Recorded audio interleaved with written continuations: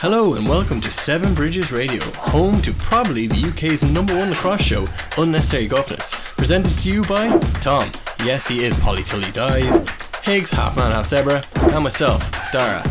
And no, I will not tell you where Pot of Gold is. Today we are talking UK Lacrosse, yes it's back.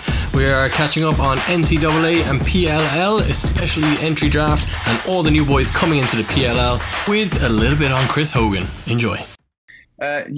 Cheers. Thank you for tuning back in to, once again, the #1 lacrosse-based, UK-based radio show in the world, in the UK. Yes! I'm back as always with Higgs and Darragh here, talk all things lacrosse. So if you're just coming on from the hockey segment, feel free to stick around and listen to us chat about a lot of stuff you don't know about. It's basically ice hockey on grass. We're sure you'll love it. We love your sport. Please love our sport. We need more people loving it. As many as possible. How are we doing? We've had a week off. We're back. Yeah, I missed you guys. I missed you too. Yeah, this is the only way I remember what day of the week it is anymore. Because I've got to do this on a Saturday. If it wasn't for this, I don't know where I'd be. Talking lacrosse is the closest thing I can get to playing it apart from wall ball. Oh, so yeah, I can't even do wall ball. I've got nowhere, and we've got downstairs neighbours who would not be happy if I started. Not even a tennis ball. Tennis ball on the sitting room? Nah, I don't think so. I think we've had enough. We've had enough issues with them. We've had bin issues, and now I'm an adult. I've learned that bins are the biggest form of confrontation with your neighbours. So I'm not lobbing a ball anywhere. I'm not starting any more drama than needs be. Get a drum kit. That'll learn them. Get my drum kit. Oh yeah, I've really asserted my dominance. Anyway, talking about getting back to playing lacrosse, I think the first thing we could be touching on is some pretty exciting news about return to play. Now, I suppose as the ice hockey guys just touched on there, obviously things are opening up again. But because we're outside playing lacrosse most of the time, we've had almost a week now of being allowed to play. Haven't played. We've been allowed. We've been allowed to if we wanted to. Well, So I know a lot of clubs have been back training. And league programs are starting from next weekend after the Easter break in both the north and the south. So it's an exciting time to be alive. Oh well, yeah. It's not really an exciting time to be alive, but it's the most exciting time to be alive from the past year and a half, maybe. But I know what you mean. I think, like the hockey guys were saying with uni lacrosse in the UK, booked is a write-off. I have had a meeting. Well, I've been part of a meeting with Northumbria committees about return to play. Obviously, they're sorting all that stuff out. I sat through the whole meeting. I've got no idea when universities are going to be starting playing friendlies and stuff again. There was a lot of dates thrown about because obviously, there's so many different rules for so many different sports. You've got your indoor ones, you've got your contact sports, your non-contact sports. I'll be honest, at this point, I'm just holding out for some club lacrosse. I think university is a write-off for this year, so I'm just really excited for getting some friendlies back in club lacrosse. That's the light at the end of the tunnel. Yeah, well, I know that the wheels are turning up here in Newcastle. The guys are almost ready to be announcing what we're doing in terms of training over the summer and that sort of stuff. And then once that's nailed down, then we'll be looking at whether we host like a scrimmage day or something like that, and just turn up and play, and get everybody in the northeast involved. Then that's a step in the right direction, isn't it? And 100%. I definitely think it would be nice to get a bit of a scrimmage against you, Tommy boy. Show you some tricks, swim dodge you, and absolutely ping the top cheddar. What's that? I thought when we weren't playing uni sports, I thought we were on the same team, Darragh. What's it? Come join the Knights. Come on, come join the Knights. I have joined. I actually played the one game of lacrosse I played this year. I played my first game for Newcastle Knights. Nice. The 8th game against Border City. Oh, nice. They didn't enjoy that very much, did they? Say again. The Border lads didn't enjoy that one very much. Oh no, I did. That was a good match. Shout out Border City. Thanks for making my first Knights game a nice one. That was it. That was the little bit of lacrosse I've had over lockdown, over the last year. That was very nice. Hoping to get back to some more of that as soon as possible. Can't wait, mate. Looking forward to it. And I think, well, Might I think have that's to dust about off my arm guards. yeah. I'll have to dust off my new elbow. Oh, I think There we nice. go. Titanium. Very nice. I think I'm going to have to get some new arm pads because lockdown has not been kind to a little boy like me. So I think I'm going to have to be getting a size up in arm pads, chest pads, and everything. From all them gains, yeah. That's From all the crap when gains, your elbows that's have it. got fat, isn't it? Oh, Yeah, no, it's not fat. It's gains, all right? yeah, that's it. I haven't been eating. I've just been grinding non-stop. Little at that personal bicep. gym. Yeah. Well, I think we've just about exhausted all of the UK-based lacrosse news. That's it. We've been doing this show for like 5 weeks now. Finally got a bit of UK-based lacrosse news, and it is. That's it. We might be playing again soon, potentially. Soon. But that's it. Soon. Yeah. We'll be back with more information as and when. So I guess that's our UK news. Straight back over to 2 big weeks of news to talk about over in the States. I think probably best to start off with, well, probably the biggest news, which was the entry draft, and where that kind of left us. I actually meant to get this up on my computer so I could remember, because it's been best part of a couple of weeks now. Yeah, it's been that was 10 done. or 12 days since it happened. So we're still in the stage of the 2 leagues merging together, the MLL players moving into the PLL. So there was a short 3-round draft for teams to pick up the players that they were most interested in.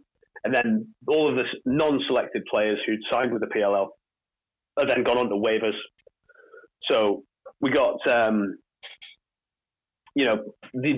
obvious names getting picked up. I think we all called the first pick. Thompson number 1. Yeah. Right. Nobody was surprised with that at all. Okay, and then, to be honest, to the I don't Cannons. think there were really... Yeah, to the Cannons, yeah. I don't really think there were any surprises in the draft as a whole, to be honest. I think the way that teams picked up and filled what appeared to be needs and that sort of thing, was pretty there. But there were a few names, a few people that didn't get drafted, that raised an eyebrow. I think that was it. It wasn't the people who did get picked up; it was the people who didn't get picked up that were the talking points, really. But again, it was only a 3-round draft. Yeah. So that's only 24 players. Good maths. 24. 24 from, say like 100-ish. So there are obviously going to be people who aren't going to get picked up. But I suppose the one that really surprised me, I suppose two that really surprised me, was last year's championship game MVP, Bryce Wasserman, who played for the Cannons 100%. Last year. I was so surprised he didn't get picked up. I have no idea, but I would have put my mortgage on him getting picked up. Yeah, definitely. I don't have a mortgage, but if I did, put your bins on it. You can have mine if you want. You're losing a lot of money. You didn't get picked up. Yeah, that was a surprise. And the other one for me was perennial All-Pro goalie Brian Phipps not getting picked up. Mm-hmm. But he got picked up on waivers, and he's off to the Redwoods, at least for training camp. And he'll be a real asset on that team, because he's exactly the sort of goalie that their head coach Nate Sinclair, he absolutely loves it. Really commanding, like a great communicator. Yeah, and that. And at that level, that can be the thing that really takes you from, you can be a good shot stopper and you can clear the ball well, but it's your communication and the way that you marshal the defense that makes a massive difference, particularly at that level. Definitely. I think, I was just saying, I think a team, I like what they did the most. Obviously, I'm a fan of the Water Dogs. But what they did, they picked up Rylan Reese, young, talented defender, super quick, and Zach Currier. They struggled to load around the net in close, and they picked him up from the Outlaws. He's a machine. So I think Water Dogs are going to do damage. Yeah, I think it's going to be so tight this year.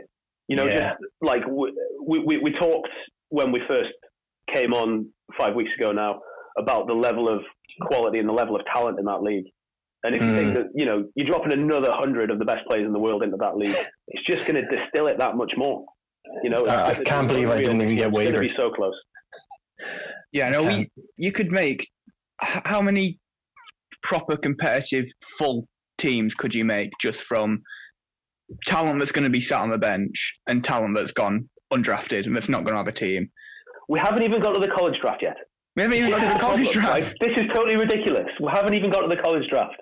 And this is a really good graduating class. It's a really good graduating class. Yeah. You've got guys like Ireland, who I'm sure we're going to talk about in the not too distant future. Yeah. Like Hogan coming out this year. Not going to talk about that this week. Not yet, until we've got some more information on that. As a tease for you. Google it yourself. We're not getting it hot water. No, like legit, like pro quality players coming straight out Sours. It's going to be an absolute just masterclass. I can't think of what to say without swearing, so I'm just not going to say anything. Like, it's going to be amazing. I don't know though. A team I'm a bit suspicious about again, even though I love them. Don't get me wrong. Is the Cannons. They're okay. Hear me out. They're stacked full of talent. They've got the Lyle. They've got the Rabels. They've even picked up Chris Hogan. So they've got like sick names. But are they going to be? I think they're going to be the same thing. Like they're obviously like have an explosive lineup. Cue the dad joke. Shout out to all the dads out there. But I think there could be another Atlas, like full of names stacked, but too many different players put together, and it's just going to implode. Yes, but also no, because what Coach Quirk has done is he's pulled this team together. Yes, the whole Rabel thing's a thing, and obviously you take Thompson because he's Thompson. But I went on for about 5 minutes about this 2 weeks ago. Like the Cannons' identity has always been that hard work between the lines. Really just grafting and scrapping, and there's enough of that old Cannons team or people who've been Cannons players in the past.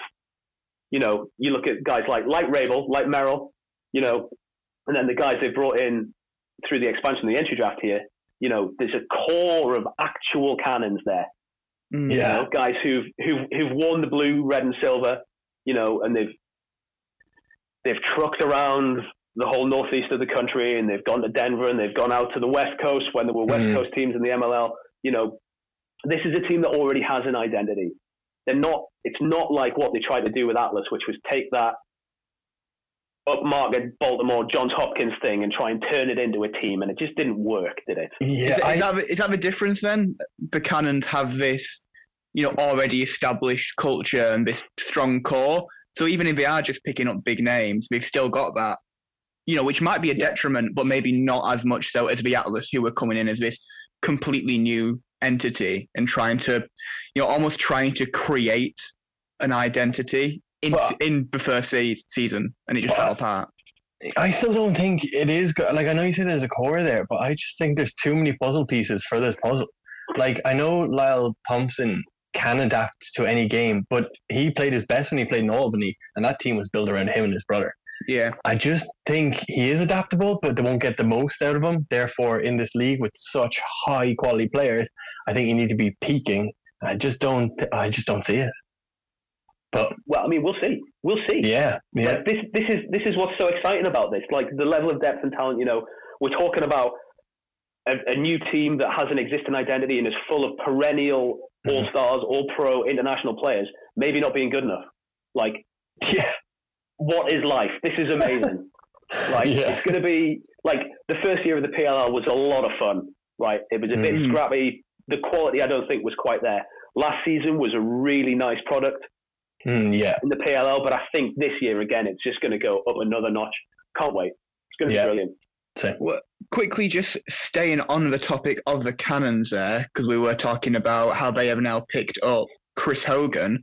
Were we surprised that he wasn't drafted? Not really. He's a good brand name. I thought the Water Dogs would pick him up and sell some shirts. But don't get me wrong, I'm interested, and I probably would have bought a shirt, but I am interested to see how he goes. But I do like his passion for it, and obviously the views he's going to draw, but I'm more curious to see how he gets on. And my faith is 50-50, to be honest with you. Yeah. See, I'm not surprised he went to the Cannons, because I think this is what we were talking about kind of picking up big names.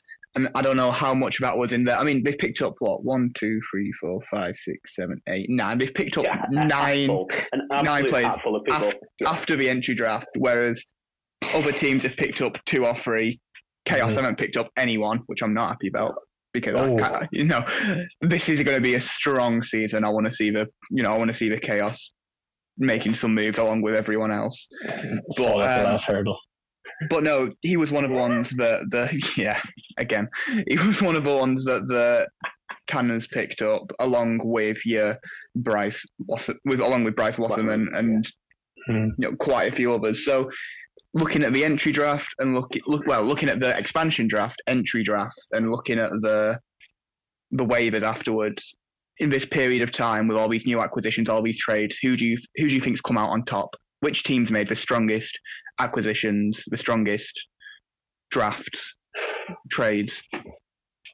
I think personally, I like how smart Water Dogs have played it, but then I'm not going to lie to you. I hate to say it, but the Whip Snakes, they have the recipe, they have their nice cake, and it's in the oven, and it's just ready. Just give it 5 more minutes. I think they picked up a couple of more holes to filled up, and I think I hate to say it, but yeah, I'd say Whip Snakes again. Repeat? Yeah, I wouldn't be surprised. Neither would they're such a unit. Well, I think we discussed this last time out, didn't we? After the expansion draft, the Whips have such a good core, but maybe none of their guys, other than the guys that they could protect, they didn't have to. They could protect all of their star players. They didn't need to protect guys who were on the fringes. So people didn't really look at them, or maybe they didn't fit the scheme that they're looking for and that sort of thing. So because they have that identity, they do play differently to other teams in the league. It's a combination. This is going to sound totally ridiculous. It's a combination of being a little more controlled and then at the same time totally mental. Yeah. Which I know exactly what you mean. Sounds like it makes sense, but you know what I mean, right?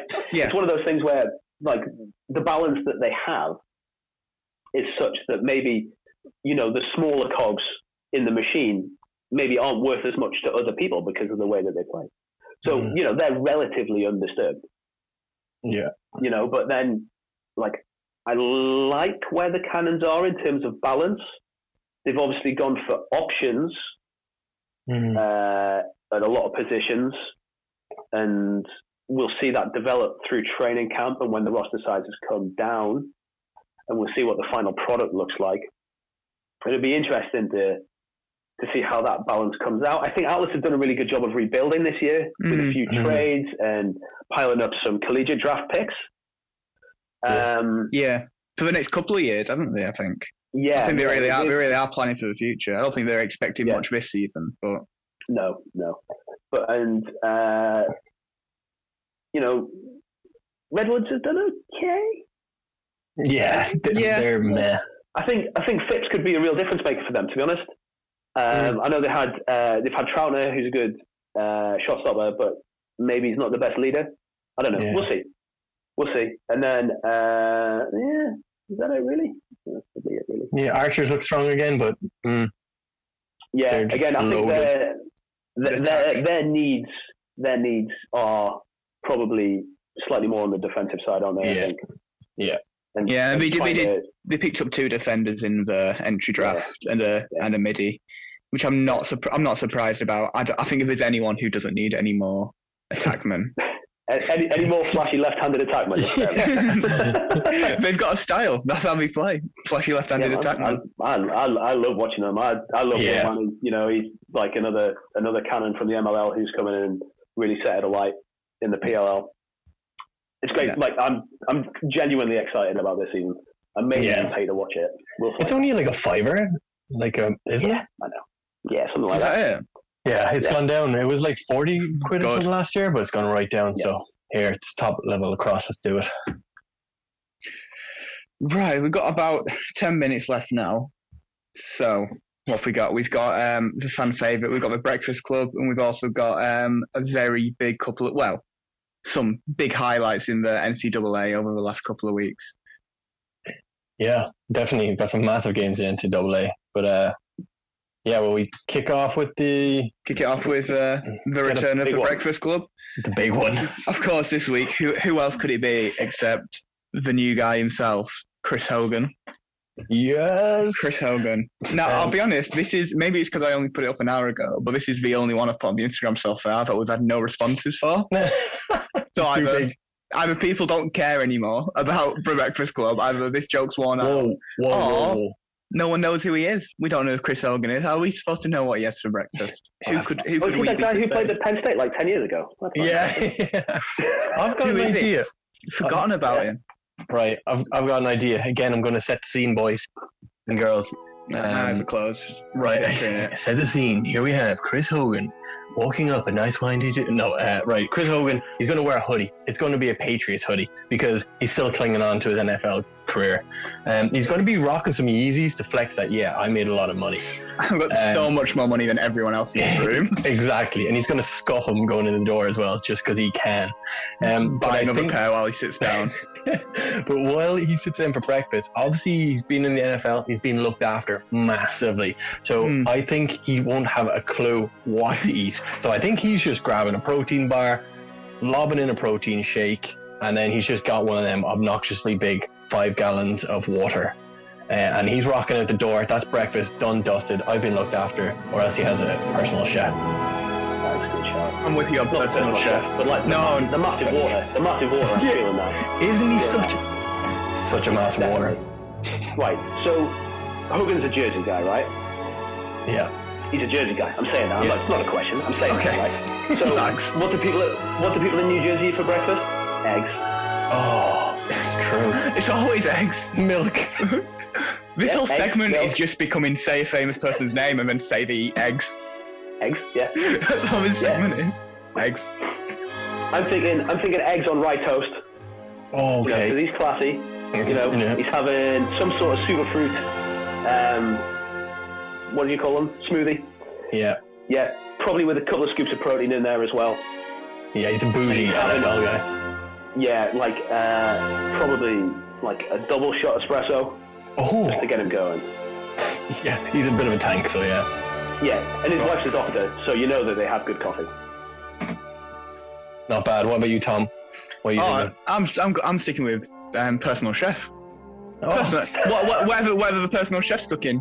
This guy's a multi-millionaire. He's a rich man. He's flexing on all the poor lacrosse players. He is. He's bringing his personal chef in.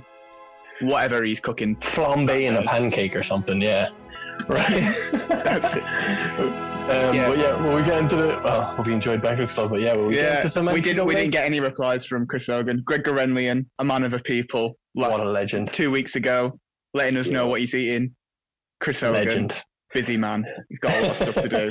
It's all right, Chris. Maybe we should try and do it less than an hour before the start of the show next week. Probably. I did forget it was Saturday until I saw all the messaging there. I'll pester him. I'll come back to you next week after doing my deep dive into Chris Hogan. Legend. Right. 5 minutes left, Darragh. Right. Big couple of weeks of NCAA. Run us through the highlights. Right, I'll go for just 3 games. First up, it's the battle of the undefeated. So it was Duke v North Carolina.